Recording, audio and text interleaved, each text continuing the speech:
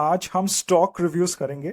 So I have a shortlist of 7 stocks and I've taken these stocks from the comment section wherein you have asked me to review stocks, right? तो सबसे पहली company जो हम discuss करेंगे वो है Shelly Plastics, Shelly Engineering Plastics. And this company has been asked for a review by Ajay Shah. तो शैली आप देख रहे हो जैसे मतलब शैली इंजीनियरिंग जैसे आप देख रहे हो, इसके प्रोडक्ट्स जो है वो मोल्डेड प्लास्टिक के प्रोडक्ट्स है, राइट. तो ये जो टाइप 1 डायबिटीज जिनको होता है तो उनके जो इंजेक्शंस होते हैं, राइट, वो ये कंपनी मैन्युफैक्चर करती है. So it works with a global major called as Novo Nordisk, right. Gillette के अगर आप रेजर्स देख रहे हो तो वो भी ये कंपनी मैन्युफैक्चर करती है. टपरवेयर के जो बर्तन है, वो प्लास्टिक के बर्तन जो होते हैं वो ये कंपनी मैन्युफैक्चर करती है. तो 80% of the business comes from FMCG companies and 20% of the business comes from health care companies. तो मुझे थोड़ा एंड यूजर इंडस्ट्री रिस्क दिखा है. So this company needs to diversify into other industries. तो फिलहाल जो बिजनेस आ रहा है वो एफएमसीजी और हेल्थ केयर से ही आ रहा है. वो भी हेल्थ केयर 20% है, एफएमसीजी 80% है. 20% of the business is domestic business, 80% जो बिजनेस है वो एक्सपोर्ट्स है. तो ये ईयू को, जो ईयू में फार्मास्यूटिकल बड़े बड़े फार्मास्यूटिकल कंपनीज होते हैं उनको एक तरह से एक्सपोर्ट करती है कंपनी, राइट. एंड इसका स्टॉक प्राइस अगर आप देखो तो मुझे काफी सही लगा. तो द स्टॉक प्राइस या फिर स्टॉक चार्ट जो होता है, it gives you an understanding of the fundamentals of the company. तो यहाँ पे जो जनवरी फरवरी मार्च में क्रैश हुआ था, तो इस कंपनी का कुछ क्रैश फ्रैश कुछ नहीं हुआ. तो स्टॉक प्राइस पिछले 1 साल से, this is the stock chart for the last 1 year, काफी अच्छी तरह से 200 डेली मूविंग एवरेज के ऊपर हर वक्त रहा ये stock price for the last 1 year. जबकि बहुत सारे दूसरे कंपनीज जो है क्रैश होके 30-40% गिरे हैं. तो it speaks a lot about the fundamentals, the strength in the fundamentals of this company. तो एक एक करके फाइनेंशियल ट्रिक्स डिस्कस कर लेते हैं. तो करीबन 7,400 का मार्केट कैपिटलाइजेशन है इस कंपनी का. पी जो है 79 का पी है, राइट. एक बी टू बी कंपनी का जो पी 79 का होता है तो थोड़ा ज़्यादा लगता है. EPS growth is 62%, so it is commanding a P of 79 for an EPS growth of 62%, which is good. Profit growth भी 62% है, मतलब पिछले साल इक्विटी डाइल्यूशन वगैरह कुछ नहीं हुआ. तो जो भी कैश से अपना बिजनेस आगे चला रही है, बिजनेस वो खुद का कैश है, मतलब इक्विटी डाइल्यूट नहीं कर रही है, अपने शेयर होल्डर्स पास से जाकर पैसा नहीं ले रही है. डेट भी इतना नहीं ले रही है जितना एक तरह से दिख रहा है. तो डेट जो है वो शॉर्ट टर्म डेट ही है, ज़्यादा थोड़ा लॉन्ग टर्म डेट है, राइट. ज़्यादा डेट भी नहीं है कंपनी में, राइट. अगर आप ग्रोथ मेट्रिक्स पे देखोगे, ये चारों पांचों पैरामीटर्स जो आप देखोगे, इस पे काफ़ी अच्छा लगता है. ग्रोथ काफ़ी अच्छा लगता है. एक हाइपर ग्रोथ कंपनी लगती है या फिर एक सॉलिड ग्रोथ कंपनी लगती है, राइट. ऑपरेटिंग प्रॉफिट मार्जिन भी जो है वो 22% है. पिछले 5 साल के 18% है, तो एक्सपैंड होकर 20% है. तो अगर ऑपरेटिंग प्रॉफिट मार्जिन अगर 22% है तो नेट प्रॉफिट मार्जिन भी 10% से ज़्यादा होना चाहिए. तो 12% है नेट प्रॉफिट मार्जिन. तो बिजनेस में प्रॉफिटेबिलिटी अच्छी दिख रही है, right. Operating profit margin fluctuate नहीं हो रहे हैं, जिसका मतलब ये है कि कहीं ना कहीं कंपनी में प्राइसिंग पावर है और बिजनेस जो है या फिर ये जो सेक्टर है इसमें ज़्यादा फ्रैगमेंटेशन नहीं है, कंपटीशन नहीं है. अगर कंपटीशन रहता है तो बैरियर्स टू एंट्री बहुत कम रहते हैं, ऑपरेटिंग प्रॉफिट मार्जिन गिर जाते हैं. सिक्लिकलिटी भी नहीं दिख रही है. अगर सिक्लिकलिटी होती तो कहीं ना कहीं ऑपरेटिंग प्रॉफिट मार्जिन जो है वो कम होते हैं और एक तरह से एक्सपैंड या कॉन्ट्रैक्ट बहुत ज़्यादा करते हैं, राइट. तो सिक्लिकलिटी भी नहीं दिख रही है. सीएफओ टू एबिटा 0.7 है, which means company is very successfully converting profits into cash flows. मतलब कैश रिच कंपनी है, राइट. कैश आता है इस कंपनी में, सिर्फ प्रॉफिट्स नहीं दिखाती, सिर्फ सेल्स नहीं दिखाती है, कैश आता है इस कंपनी में. और बार्गेनिंग पावर है अपने कस्टमर्स के साथ. मतलब 0.7 या 0.8 से ज़्यादा अगर सीएफओ टू एबिटा रहता है, इसका मतलब कंपनी काफ़ी सक्सेसफुली अपने कस्टमर्स से पैसा निकाल पाती है. मतलब बार्गेनिंग पावर है कंपनी के पास, राइट. तो इसका बिजनेस मॉडल मुझे अच्छा लगा. तो ग्रोथ पे ये कंपनी अच्छी है, बिजनेस मॉडल पे भी ये कंपनी अच्छी है, राइट. सस्टेनेबिलिटी देखते हैं, लॉन्ग टर्म सस्टेनेबिलिटी, 5 साल 7 साल 10 साल की सस्टेनेबिलिटी क्या है इस कंपनी की. लॉन्ग टर्म इन्वेस्टमेंट हो सकता है कि नहीं, ये, राइट. पिछले 5 साल का रिटर्न ऑन इक्विटी 14% है, जो कि कम है, बट इंप्रूव करके इन्होंने 19% लेके आया पिछले साल का. तो last 1 year's return on equity is 19%, जो कि एक अच्छा रिटर्न ऑफ इक्विटी है. 20-25% के रिटर्न ऑन इक्विटी वाले कंपनीज हमें देखने चाहिए हर वक्त, राइट. एसेट टर्नओवर 2 है इस कंपनी का, right. Return on capital employed भी सिमिलर है, करीबन 20% का है. डेट जैसे मैंने कहा थोड़ा सा लॉन्ग टर्म डेट है और थोड़ा ज़्यादा वर्किंग कैपिटल डेट है इस कंपनी का, तो वो एक तरह से दिख के आया है. राइट। इस कंपनी में एफआईआईज और डीआईआईज ने बहुत रिसेंटली अपना स्टेक बढ़ाया है, और इस कंपनी में एक एस इन्वेस्टर इन्वेस्टेड है, आशीष कचोलिया नाम है उनका, तो even he is invested in this company. तो ग्रोथ पैरामीटर्स पे मुझे कंपनी अच्छी लगी, बिजनेस मॉडल भी काफी स्ट्रांग है, सस्टेनेबिलिटी भी डिसेंट है इस कंपनी की, 20% आरओई दे रही है, राइट। इंडस्ट्री पी 26 है एंड इस कंपनी का पी 79 है, तो थोड़ा ज़्यादा लग रहा है। पिछले 5 साल का पी 50 है और रीसेंट पी जो है वो 79 है, ये भी थोड़ा ज़्यादा लग रहा है। थोड़ा गाइडेंस के बारे में बात कर रहे हैं तो गाइडेंस तो कुछ दिया नहीं है कंपनी ने, ना ग्रोथ गाइडेंस दिया है ना मार्जिन्स गाइडेंस दिया है। बस इतना कहा है कि 150 करोड़ का केपेक्स होने वाला है FY26 में, तो हमने 150 करोड़ को लेके एक तरह से डिड्यूस किया है कि किस तरह का गाइडेंस मिल सकता है, किस तरह का ईपीएस आ सकता है। सो आई हैव कीड in the numbers over here, right. अगर आप देखें यहाँ पे 150 करोड़ का गाइडेंस दिया है फॉर केपेक्स, उसमें से मान के चलते हैं कि fixed would be around 70%, asset turnover is 2, right. तो sales from capex would be around 210। FY25 के सेल्स करीबन 787 करोड़ है, तो अगर टोटल सेल्स आप FY26 के देखेंगे तो करीबन 1000 करोड़ के आएंगे। मैंने एनपीएम सेम मान के चला, मैं मान के चल रहा हूँ कि नेट प्रॉफिटेबिलिटी उतनी ही रहेगी, right. So the EPS growth for the next 1 year would be around 28%, assuming all these factors which I've assumed over here, right? The forward P is coming to 62, and PEG, which is nothing but your forward P divided by future EPS growth, it's coming to 2.2. तो थोड़ा over valued तो दिख रही है company, moderately over valued दिख रही है, but होना भी चाहिए ना कि ग्रोथ इतना अच्छा है इस कंपनी का, बिजनेस मॉडल सही है, सस्टेनेबिलिटी पैरामीटर्स सही है, लॉन्ग टर्म ग्रोथ सही है, राइट। तो basically what we need to look at is two things. One is EPS growth जो कि अच्छा दिख रहा है, राइट, और P जो कि थोड़ा ज्यादा दिख रहा है। तो अगर P अगर ज्यादा होता है तो पैसे नहीं बनते अगले 1 साल 2 साल में। तो we need to look at companies which have an EPS growth of more than 20%। तो अगर 20% से ज्यादा EPS अगले 2-3 साल का रहता है तो मोटा मोटी 20% स्टॉक प्राइस अप्रिशिएट हो ही जाता है, राइट। तो EPS जो निफ्टी कंपनीज का है वो करीबन 9 से 11% का है। तो we are looking at small cap companies, हम थोड़ा रिस्क ज्यादा ले रहे हैं, तो we want an EPS growth of more than 20%। But अगर पी ज्यादा रहता है, पी 2.5 रहता है, तो वैसे कंपनीज में इतना ज्यादा पैसा बनता नहीं है। तो ये कंपनी अच्छी कंपनी है, इसके चार्ट्स भी बहुत स्ट्रॉन्ग है। I would call it a quality company, it's a high quality company, it's a high growth company, but it's not a value by, is something which I think. तो अजय, अगर आपके portfolio में ये company है तो मुझे लगता है कि this is a good company that you have in your portfolio. अगर आपके पोर्टफोलियो में ये कंपनी नहीं है तो नहीं है फिर, right. The next company that we analyse is Bondada engineering. तो इस कंपनी को एनालाइज करने के लिए मुझे अभिषेक हजारे ने कहा है, राइट। सो बोंडाडा इंजीनियरिंग बेसिकली एक ईपीसी कंपनी है, राइट। इनका 60% बिजनेस जो आता है ये सोलर पैनल्स या फिर सोलर के ईपीसी जो पैनल्स होते हैं उनको फिट करने से आता है। एंड रिन्यूएबल्स का एक मेजर टेलविंड है यहाँ पे, एंड टेलीकॉम कंपनीज के जो ये टावर्स होते हैं वो भी एक तरह से फिटिंग इंस्टॉलेशन का काम करती है ये कंपनी। तो बोंडाडा इंजीनियरिंग एसएमई स्टॉक है, एसएमई कंपनी है, राइट। इसका मैं स्टॉक प्राइस दिखा देता हूँ आपको, स्टॉक चार्ट दिखा देता हूँ, इतना कुछ स्ट्रांग नहीं दिखा मुझे, राइट। एक तरह से डाउनवर्ड ट्रेंड पे है और पिछले 4-5 महीनों में एक तरह से साइडवेज मूवमेंट ही है, राइट। तो इतना मुझे कोई स्ट्रॉन्ग इसमें एक मूव नहीं दिख रहा है बोंडा इंजीनियरिंग में, इंस्पाइट ऑफ द फैक्ट कि एक हाइपर ग्रोथ कंपनी है, right. I show the fundamentals to you, I discuss the metrics with you, right. तो इसका अगर आप मार्केट कैपिटलाइजेशन देखोगे तो करीबन 5000 करोड़ का है। P is 43 at an EPS growth of 150%। तो अगर आप ग्रोथ मैट्रिक्स पे देखोगे तो ये कंपनी बहुत स्ट्रॉन्ग हाइपर ग्रोथ कंपनी लग रही है यहाँ पे, राइट। तो even if you look at this EPS growth, profit growth, sales growth, the company looks like a very hyper growth company, right? And if you compare the sales growth, right, 96% sales growth with the ROE, so sales growth is very high as compare to ROE. तो ROE is nothing but आपके business में पैसा कितने pace से आ रहा है। तो 33% के पेस से पैसा आ रहा है बिजनेस में, but it is getting spent at a pace of 150%। That's why the company has to take a lot of debt to equity ज्यादा है इस कंपनी का, प्लस इक्विटी डाइल्यूशन करना पड़ता है इस कंपनी। तो करीबन 107 crore this company has raise through preferential the last 1 year। तो कॉन्स्टेंट नीड ऑफ कैपिटल में रहती है company, because business self sustainable नहीं है, राइट? तो हाइपर ग्रोथ कंपनी है, वीक बिजनेस मॉडल है, तो ईपीसी बिजनेसेस में कंपटीशन बहुत ज्यादा होता है, बैरियर्स टू एंट्री बहुत कम होती है, राइट? तो ऑपरेटिंग प्रॉफिट मार्जिन भी कम होता है, तो 11% का ऑपरेटिंग प्रॉफिट मार्जिन है, तो net profit margin single digit में होगा, तो 7.3% का नेट प्रॉफिटेबिलिटी है, मतलब बिजनेस में ज्यादा प्रॉफिटेबिलिटी नहीं है, फ्रैगमेंटेड बिजनेस है।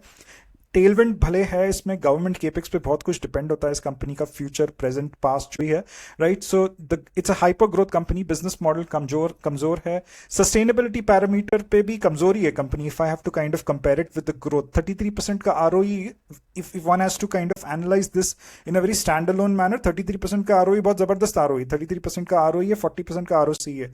But if you look at debt financial profile इस कंपनी का देखोगे और ग्रोथ देखोगे, तो I think this is a hyper growth company. And hyper growth company bull market में बहुत अच्छा चलते हैं, बहुत स्टॉक प्राइस उनका अप्रिशिएट होता है, बट एक बेयर मार्केट होता है या फिर एक साइडवेज ट्रेंडिंग मार्केट होता है तो इतने अच्छे नहीं चलते, राइट? तो पी जो है 43 का है, पिछले 5 साल का पी जो है इनका एवरेज 77 का है, तो पी कहीं ना कहीं कंसोलिडेट हुआ है। बट ईपीसी कंपनीज का पी जी इंडस्ट्री पी जो है वो 21.5% का है, तो थोड़ा ज्यादा इसका लग रहा है, बट इस कंपनी में ग्रोथ भी है। तो इस कंपनी के भी मैनेजमेंट ने गाइडेंस दिया है, तो the guidance which they have given is a sales guidance of 2600 crores, right? तो current sales जो है 1571 crore है, and I've calculated this, तो करीबन EPS growth जो आ रहा है वो 39% का EPS growth आ रहा है, and कहीं ना कहीं ये कंपनी मुझे एक undervalued कंपनी लग रही है for the kind of EPS growth that it is going to give, right? तो hyper growth कंपनी है, क्वालिटी नहीं है, hyper growth है, no quality, एंड थोड़ा मुझे अंडरवैल्यूड लग रही है बोंडाडा, राइट? तो this was a brief about Bondada engineering. So guys, these are not stock recommendations. I'm not a SEBI registered analyst. Please do not consider this as stock recommendation. Use this as level 1 analysis so that you can do your level 2 analysis. Please subscribe to the channel if you have not subscribed to the channel yet, and give me a simple like if you find value in these kind of videos, right? So we'll go to the next stock. We'll go to the next stock, Abhishek Hazare. I hope ये आपको ठीक लगा। The revenue guidance is 2600 crores. मुझे लगता है कि अच्छा revenue 100 guidance है, और इनके पास जो orders है करीबन 5000 crore के for the next 18 to 24 months। तो अगर दूसरी तरह से EPS ग्रोथ कैलकुलेट करना होता है तो we can use order book as well. Order book use करके EPS ग्रोथ कैलकुलेट करते हो, केपेक्स यूज करके EPS ग्रोथ कैलकुलेट करते हो, बट यहाँ पे जब गाइडेंस दिया है तो मैंने सीधा गाइडेंस उठा के EPS ग्रोथ कैलकुलेट किया है, right? So we'll move on to the next company now.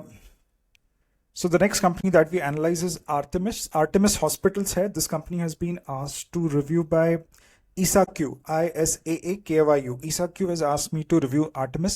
Artemis एक small hospital है, तो small hospitals वो होते हैं जिनके number of beds जो है वो 2500 के नीचे होते हैं, तो Artemis के करीबन 750 बेड है।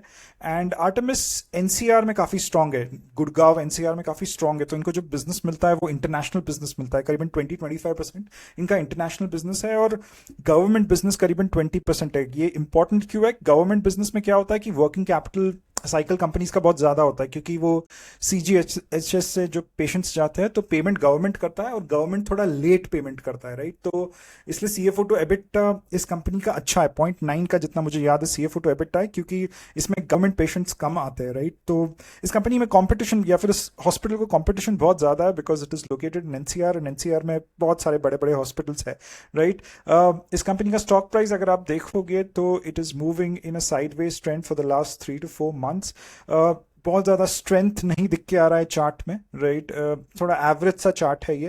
एवरेज सा चार्ट इसलिए क्योंकि कंपनी का जो फाइनेंशियल प्रोफाइल है वो भी थोड़ा एवरेज सा ही है, राइट? तो आर्टेमिस जो है इट्स 3400 करोड़ का मार्केट कैपिटलाइजेशन का कंपनी, हॉस्पिटल्स है, डिस्क्रिशनरी स्पेंड है, इंपॉर्टेंट डिस्क्रिशनरी स्पेंड है, एक तरह से consistent compounder type of category में स्टॉक को मैं डालूंगा।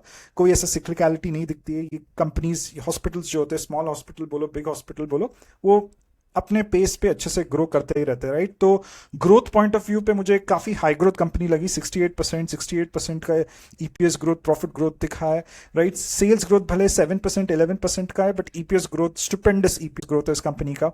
बिजनेस मॉडल मुझे एवरेज लगा है। हॉस्पिटल्स कैपिटल इंटेंसिव होते हैं, तो इनमें काफ़ी ज़्यादा फिक्स्ड एसेट्स बहुत ज़्यादा होते हैं, बिकॉज आप हॉस्पिटल की बात कर रहे हैं, पूरा एक इंफ्रास्ट्रक्चर की बात कर रहे हो, तो ऑपरेटिंग प्रॉफिट मार्जिन थोड़े कम होते हैं। तो if you look at the operating profit margin they 14-15% रहता है, राइट। नेट प्रॉफिटेबिलिटी 9% 8% की रहती है हॉस्पिटल्स की, क्योंकि प्रॉफिटेबिलिटी कम होती है, क्योंकि जो भी पैसा होता है वो केपेक्स में चला जाता है, right. So it's not an asset light business. अगर आप आईटी बिजनेसेस देखोगे या टेक बिजनेस देखोगे, इसमें आरओई आरओसी बहुत अच्छे होते हैं, ऑपरेटिंग प्रॉफिट मार्जिन बहुत अच्छे होते हैं, because these are asset light business, right. तो बिजनेस मॉडल में एवरेज कहूंगा, सस्टेनेबिलिटी भी एवरेज बिलो एवरेज ही कहूंगा। आरओई 10% है, डेट टू इक्विटी 0.4 है। तो इस कंपनी के बैलेंस शीट पे काफी ज्यादा डेट है, इसके फाइनेंशियल्स थोड़े वीक लगते हैं मुझे, राइट।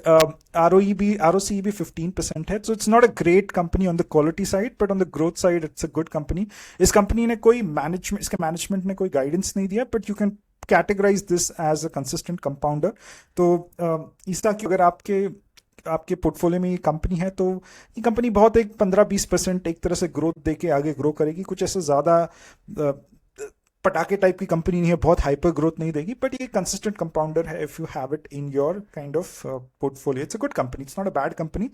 ग्रोथ अच्छा है, बट क्वालिटी और वैल्यू थोड़ा कमजोरी दिख रहा है। तो अगर आप देखोगे इंडस्ट्री पी 69 है, सॉरी वैल्यू दिख रहा है इसमें, राइट। तो पी करीबन 41 है इसका, right, and the P for the last 5 years has been 42। तो कहीं ना कहीं कंसोलिडेट हो रहा है स्टॉक भी, right. It's a consistent compounder, hospital small hospitals का प्ले है, right. So the next company that we take is SJ logistics. SJ logistics ये फ्रेट सर्विसिंग कंपनी है। तो ये कार्गो होता है, राइट, ये कार्गो प्रोवाइड करती है। तो इंटरनेशनल ट्रैवल, जो गुड्स इंटरनेशनली एक तरह से एक्सपोर्ट होते हैं, इंपोर्ट होते हैं, उनके लिए सर्विसेज प्रोवाइड करती है। एक माइक्रो कैप कंपनी है ये।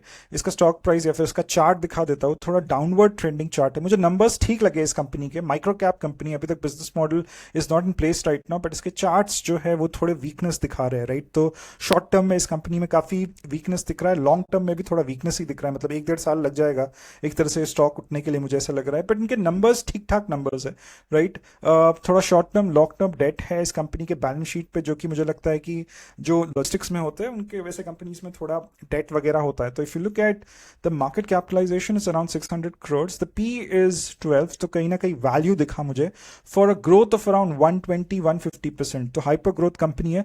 बिजनेस मॉडल कमजोर है इसका, सीएफओ टू एबिटा 0.8 है, मतलब the company is not able to kind of convert profits into cash flows. तो कैश फ्लो बिल्कुल नहीं है इस कंपनी में, इसके वजह से इसका स्टॉक प्राइस नीचे जा रहा है। ऐसी कंपनीज का स्टॉक प्राइस ऊपर जाता है जब एक बुल मार्केट होता है, बट एक साइडवेज मार्केट या फिर एक बेयर मार्केट होता है, तो ऐसे कंपनीज के स्टॉक प्राइसेस नीचे जाते हैं जिनका बिजनेस मॉडल कमजोर होता है, जिनमें सस्टेनेबिलिटी इतनी स्ट्रांग नहीं होती है। तो क्या इस कंपनी में सस्टेनेबिलिटी है? नेट प्रॉफिटेबिलिटी तो 10% है, तो प्रॉफिटेबिलिटी तो दिख रही है बिजनेस में, right. ROC is 36% and ROE is 32%। तो कहीं ना कहीं सस्टेनेबिलिटी तो दिख रही है, but it's too early, right. Debt to equity is 0.3 over year. काफी रिसेंटली इसका आईपीओ एक तरह से लिस्ट हुआ, दिसंबर 2023 में करीबन 50 crores इस कंपनी ने रेज किए।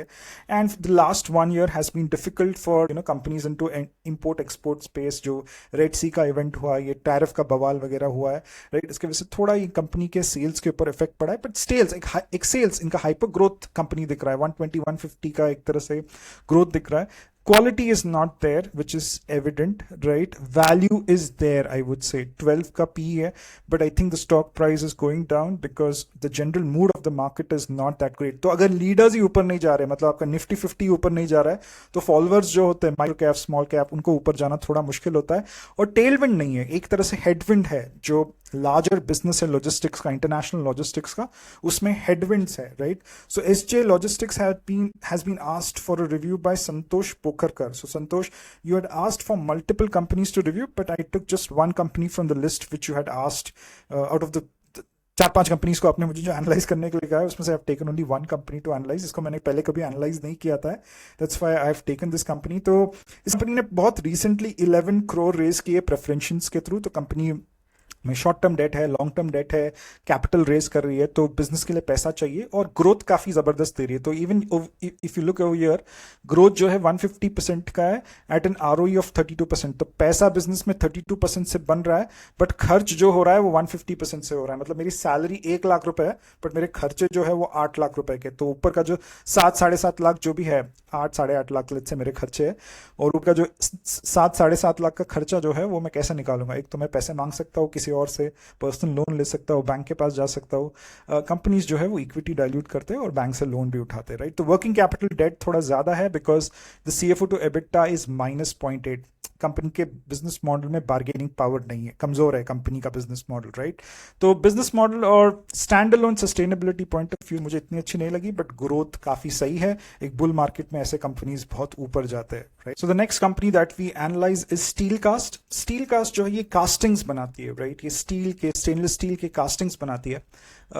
If you can look and at the pictures over, ये तो ये कास्टिंग्स जो होते हैं, जो मैन्युफैक्चरिंग में इस्तेमाल होते हैं, वो ये कास्टिंग बनाती है।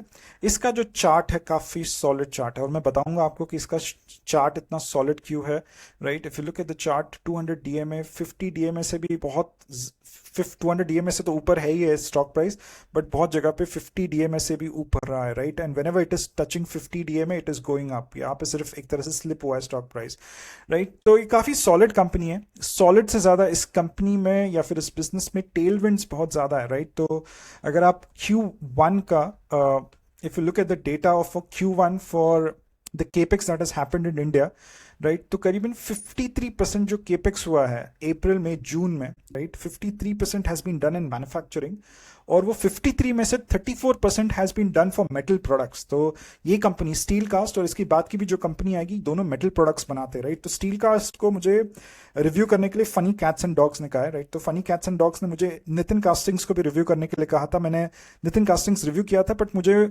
स्टील कास्ट जैसा पोटेंशियल नितिन कास्टिंग्स में नहीं दिखा, राइट। तो एक काफी सॉलिड टेलविंड है। तो अगर आप इंडस्ट्रियल्स को देखोगे एज अ सेक्टर, इस साल एक्सपेक्ट किया जा रहा है कि steel as a sector would go up, and metal products जो कंपनीज बना रहे हैं जैसे स्टील कास्ट है, नितिन कास्टिंग्स है, there is a strong tailwind over there, right. तो इस कंपनी के फंडामेंटल्स भी मुझे बहुत सॉलिड लगे। स्टॉक चार्ट भी जो दिखाया मैंने आपको, प्राइस चार्ट, वो भी मुझे सॉलिड लगा।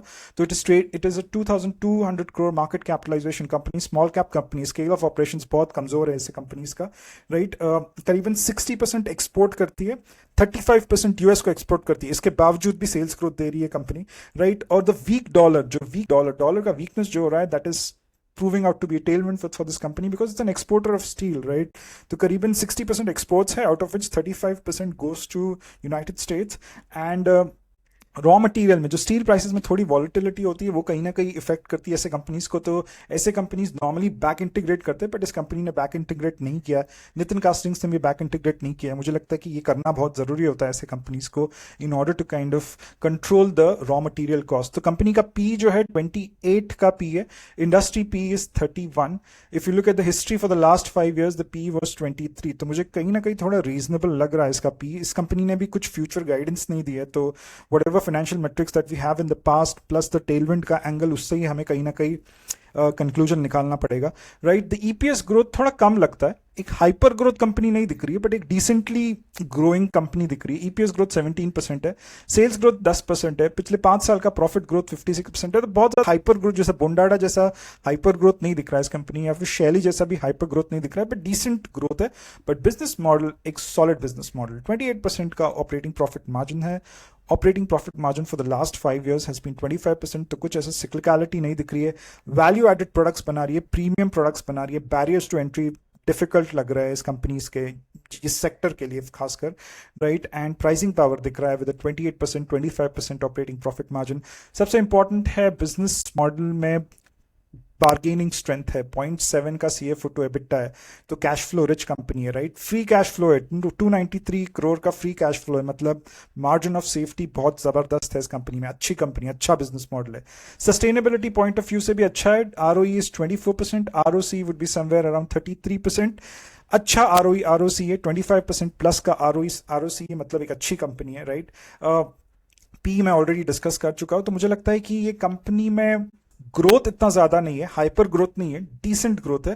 क्वालिटी सुप्रीम है इस कंपनी की, sustainability, business model, and value मुझे रीजनेबल दिख रहा है 28 पे। इसलिए इसका जो स्टॉक प्राइस है या फिर स्टॉक चार्ट है इसका, वो काफी अच्छा दिख रहा है। स्टॉक प्राइस एक तरह से ऊपर जा रहा है, राइट। सो जैसे मैंने कहा, this company has been asked for a review by funny cats and dogs, and ये कंपनी बहुत ज्यादा फायदा उठा रही है डॉलर के वीकनेस का, right? Export oriented company, 60% exports हो रहे हैं and it manufacture steel castings. तो स्टील के जो प्रोडक्ट्स बनते हैं उसके कास्टिंग्स होते हैं, मतलब एक ढांचा होता है बड़ा वाला, वो एक कंपनी ये मैन्युफैक्चर करती है। बहुत सारे जो भी स्टील के प्रोडक्ट्स बनते हैं, स्टेनलेस स्टील के बर्तन वगैरह भी बनते हैं, उनका जो कास्टिंग होता है, ढांचा होता है, राइट? ढांचे से तो प्रोडक्ट्स बनते हैं ना, तो वो ढांचा बनाती है कंपनी, कास्टिंग्स उसको कहते हैं, राइट? तो funny cats and dogs, this was the review for steel cast. एक और company, similar company, Vivek CP ने मुझे एक तरह से एनालाइज करने के लिए इस कंपनी को कहा है। I will move on to that company now. So this company is synergy green. इसको मुझे विवेक सीपी ने एनालाइज करने के लिए कहा। ये भी सिमिलर कंपनी है, कास्टिंग्स बनाती है। अगर if you can look at the castings over here, ये सारे कास्टिंग्स बनाती है, similar to what Nitin castings as well as steel cast does, right? इस कंपनी का भी स्टॉक चार्ट जो है वो काफी स्ट्रॉन्ग स्टॉक चार्ट है। तो जब बिजनेस में टेलविंड हो या फिर सेक्टर में टेलविंड हो तो वो रिफ्लेक्ट करता है स्टॉक चार्ट में, राइट? तो if you look at the stock chart over here, काफी स्ट्रॉन्ग स्टॉक के एक तरह से प्राइजेस दिख रहे हैं for the last 1 year. This is 1 year data, तो एक तरह से अप ट्रेंड में है। एंड अगर आप फंडामेंटल्स भी देखो कि डिसेंट फंडामेंटल्स है, स्टील कास्ट जैसे सॉलिड फंडामेंटल्स तो नहीं है, बट डिसेंट फंडामेंटल्स है, राइट? तो growth of the company is very high, hyper growth company है ये भी। शैली और बोंडाडा जैसे, if you look at small cap micro cap company, 812 crore का मार्केट कैपिटलाइजेशन है, P is 48 for an EPS growth of 46, right? तो अगर आप ग्रोथ पे देखोगे, अच्छा ग्रोथ दे रही है कंपनी, it is better than steel cast. Business model थोड़ा कमजोर है स्टील कास्ट से, राइट? ऑपरेटिंग प्रॉफिट मार्जिन 14%, 11% के। सस्टेनेबिलिटी पॉइंट ऑफ व्यू से भी थोड़ा स्टील कास्ट से कमजोर है। आरओई आरओसी जो है वो 20 या बिलो 20 का है, राइट? बट इंडस्ट्री पी 31 है जो स्टील कास्ट का भी था, but this company is trading at 48। तो मुझे लगता है कि हाइपर ग्रोथ कंपनी है, बट इसमें जो क्वालिटी है it is not as good as steel cast, nor the value is as good as steel cast. तो एक तरह से जो वीकनेस दिख रहा है बिजनेस मॉडल में वो रिफ्लेक्ट हो रहा है, कंपनी किस तरह से फंड रेज कर रही है उसमें भी। तो डेट भी अगर आप देखोगे 1.45 का है, तो भाई साहब 0.5 इज रेड फ्लैग, ये तो 1.45 का डेट दिखा रही है। तो short term long term debt बहुत ज्यादा है इस कंपनी के बैलेंस शीट पे। बहुत रिसेंटली राइट्स इशू किया है, तो एक तरह से फंड रेज कर रही है इक्विटी डाइल्यूट करके। तो 1:10 का फंड रेज किया है राइट्स इशू, मतलब जिसके पास एक स्टॉक है उसको 10 स्टॉक एक तरह से कंपनी ने दी है, या फिर वाइस वर्सा, मैं एक बार चेक कर लूंगा, राइट? तो काफी काफी ग्रोथ स्ट्रांग दिख रहा है क्योंकि टेलविंड बहुत स्ट्रांग है, but business model quality point of view से कंपनी मुझे ठीक नहीं लगी, इतनी ठीक नहीं लगी। दैट्स व्हाई, बट इसके बावजूद भी the tailwinds are taking the stocks to the next level, right? So this company is a decent company. It's a decent company because of the tailwinds that are there in the sector and not because the business model is great about this company. The next company that we review is Hindustan Foods, and Prashant Ramamurthy has asked me to review this company. Prashant Ramamurthy and many other people have asked me to review Hindustan Foods, right? So this is a B2B contract manufacturer. तो ये जो भी HUL, Nestle जैसे products जो आप देख रहे हो, जो भी products बनाते हैं FMCG companies, उनका जो contract manufacturing है, वो manufacturing को outsource करते हैं, वो लोग खुद नहीं manufacture करते हैं। तो so they outsources to companies like Hindustan Foods, right? तो जैसे Sky Gold में गोल्ड बनाती है कंपनी, डिजाइन कंपनी है, because companies like Titan, Senco gold, Kalyan जो है, they outsource the designing part or the manufacturing of jewelry part to Sky Gold. उसी प्रकार जो FMCG companies, they outsource the contract manufacturing part to Hindustan Foods, right? तो इस company को, जैसे मैंने कहा, बहुत लोगों ने मुझे रिव्यू करने के लिए कहा, बट इस कंपनी में मुझे कुछ ऐसा बहुत कोई अच्छी चीज नहीं दिखी। इसका even if you look at the stock price for the last 1 year, पूरा फ्लैटिश स्टॉक प्राइस है, राइट? और इसका बिजनेस मॉडल वगैरह भी मैं दिखाता हूँ आपको, मुझे कुछ अच्छा इतना दिखा नहीं, but is a very famous stock. And कुछ लोग कह रहे हैं कि अगले 2-3 साल में ये मल्टी बैगर वगैरह बनेगा, बट पिछले 1 साल में कुछ हुआ नहीं है स्टॉक पे, right? And even if you look at the business model of this company, मुझे कुछ एक बहुत अच्छा बिजनेस मॉडल दिखा नहीं यहाँ पे, राइट? 1 मिनट में आपको दिखा देता हूँ, right? So look at the operating profit margins over here, 8%, 7% के operating profit margins है, right? तो net profitability आपका 3% है, तो business में profitability नहीं है, पहली बात, right? दूसरा, CFO to EBITDA is 0.4, मतलब ये जो भी FMCG कंपनीज के साथ काम कर रही है वो इसका बराबर आर्म ट्विस्ट करके इसको पैसा सही वक्त पे देते नहीं है, राइट? इसके 2 मॉडल्स है, राइट? एक तो क्या होता है, FMCG कंपनीज बोलते हैं कि आप ना प्लांट डालिए और उसमें ना सिर्फ हमारे प्रोडक्ट्स बनेंगे, राइट? इसलिए अगर आप देखो डेट टू इक्विटी जो है वो 1 है, तो कंपनी को डेट लेना पड़ता है है, केपेक्स करना पड़ता है, एंड फिर उसके बाद वो मैन्युफैक्चर करने के बाद उसको पैसे वगैरह देते हैं, राइट। दूसरा है कि शेयर्ड मैन्युफैक्चरिंग, कि ठीक है आप हमारे भी प्रोडक्ट्स बनाइए, दूसरे के भी प्रोडक्ट्स बनाइए, right, but 80% of the business comes from this dedicated manufacturing. तो एक तरह से बिजनेस मॉडल जो है बहुत केपेक्स हैवी बिजनेस मॉडल है, डेट हैवी बिजनेस मॉडल है, right. Even if you look at the ROE ROC 14% का है। तो सस्टेनेबिलिटी पॉइंट ऑफ व्यू से लॉन्ग टर्म सस्टेनेबिलिटी है कंपनी में, बट पैसा बनाएगी नहीं बनाएगी मेरे को नहीं पता, right. Even if you look at the growth, ऐसा कोई हाइपर ग्रोथ नहीं है, 15% 18% का ग्रोथ है, डिसेंट ग्रोथ है। जैसे स्टील कास्ट का एक डिसेंट ग्रोथ है, वैसे हिंदुस्तान फूड्स का भी डिसेंट ग्रोथ है, कोई हाइपर ग्रोथ कंपनी नहीं है। Margin of safety I don't think so is there, negative free cash flow है। इंडस्ट्री पी 44 का है, but the company is trading at a P of around 62, right. Business model कमजोर है यार इस company का। I did not find the business model to be a sustainable, long term sustainable business model, and in these kind of companies it becomes very difficult to make money if you are invested in 3 4 5 years। तो बहुत लोग इसको consistent compounder वगैरह बोलेंगे कि यार B2C companies को, FMCG companies को माल सप्लाई करती है, तो जो भी पाउडर है या फिर फुटवेयर है उसकी थोड़ी तो कमी होगी, हर वक्त बिकते रहेगा, तो ऐसे कंपनी में इन्वेस्ट करना चाहिए। बट यार बिजनेस मॉडल इसका कमजोर है, and ROE is like 14% 17%। ROE is what is ROE? ROE is the is how efficiently you use share holders equity. तो हम अगर पैसा लगा रहे हैं तो उसमें 14% का रिटर्न आ रहा है, बट इन्हीं 7 स्टॉक्स में आपको बहुत सारे ऐसे कंपनीज दिख जाएंगे जिसमें ROE ROC 25% 30% का है, right. So that is something which we need to look at. So Prashant Ramamurthy, this was the fundamental analysis for Hindustan Foods. Guys, if you have any other queries with regards to with companies which you want me to review, please mention them in the comment section, and please share this video. Thank you very much for your time. Take care. Bye bye.